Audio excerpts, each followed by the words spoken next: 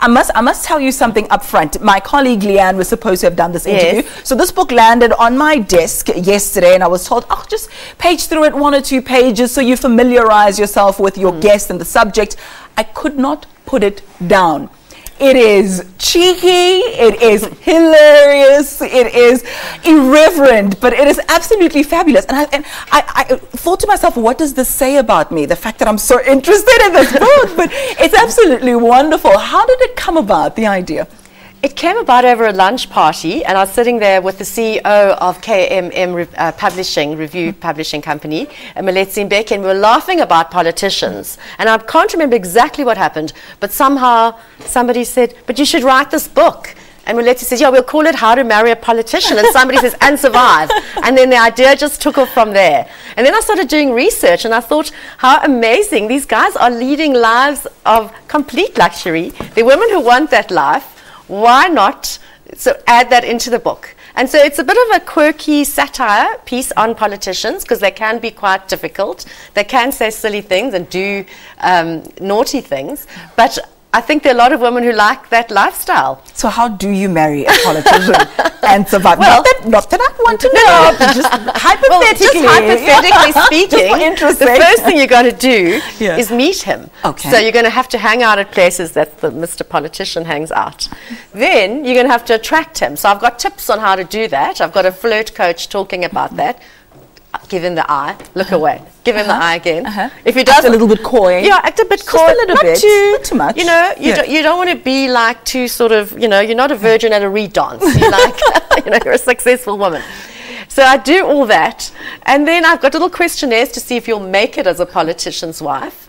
I talk about, you know, men really like 3 things.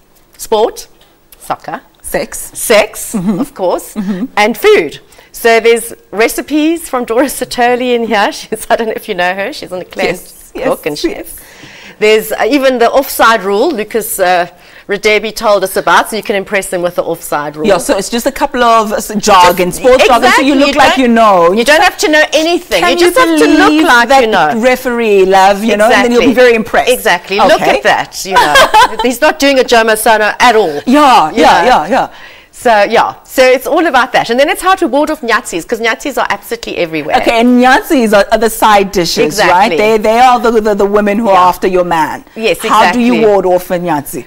Well, you've got to be... And there are plenty of Nyatsis. There are plenty of them. Well, you know, when you're thinking about warding off a Nyatsi, you've got to first think, who's my politician? Okay. A working class hero, and I'm not mentioning names, say he's head of COSATU or something like that. Yeah. Then, you know, then you watch him very closely. When he starts employing staff, you think, well, do I really want that woman working for my man? A pretty yellow bone lady, younger. Okay. For example. Yeah, hypothetically. Yes.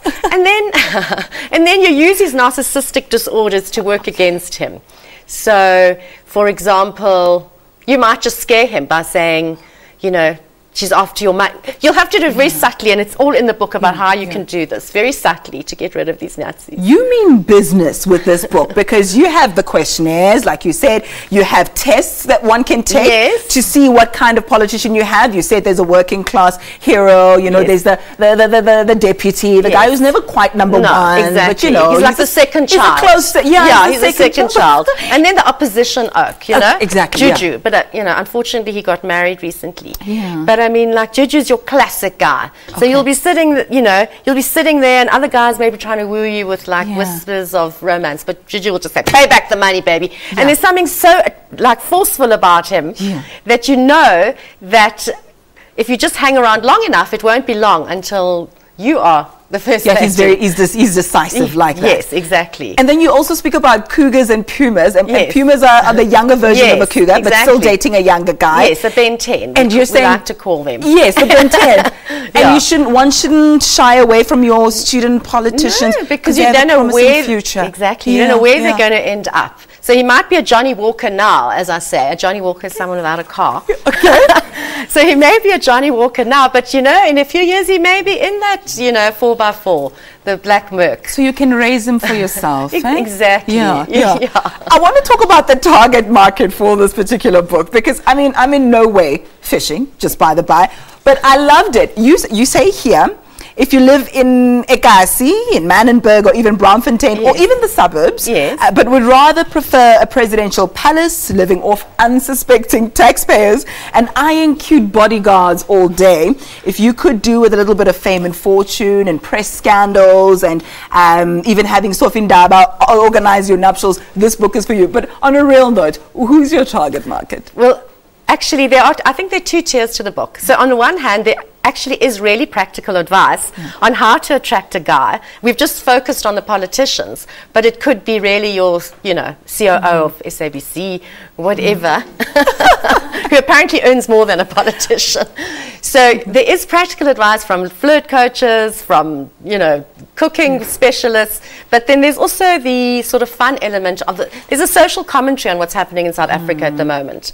That actually there is a lot of gold digging going on, and there is a lot of money being spent on, these bling weddings and living unbelievably well. As Andile from the EFF says, these weddings are like spitting in the faces of the poor. Does that worry you? Does it not? That's the question you'll have to ask yourself. But so there's a little bit of everything in it. There is, and it's satirical. It's satirical. A lot of comic relief as well. Yes, I love that. And to those, you also mentioned that some people might be saying that this book is taking feminism back 20 years. But you give some advice for those who want to be launched into their own political careers. Exactly. You look at your Hillary Clintons, your Grace Mugabe, saying that you could start out as a young wife, but you could be a great leader one day. We are fast running out of time, so I'm just going to have to punt that and say, whatever your ambitions, whatever your aspirations, maybe you're just bored and you're looking for a great read, make sure that you get this book, How to Marry a Politician and Survive. And I think the timing is so perfect because politics are in the headlines ahead of the State of the Nation address. I don't even want to stop talking about this, but I have to because Valen is standing by with the latest.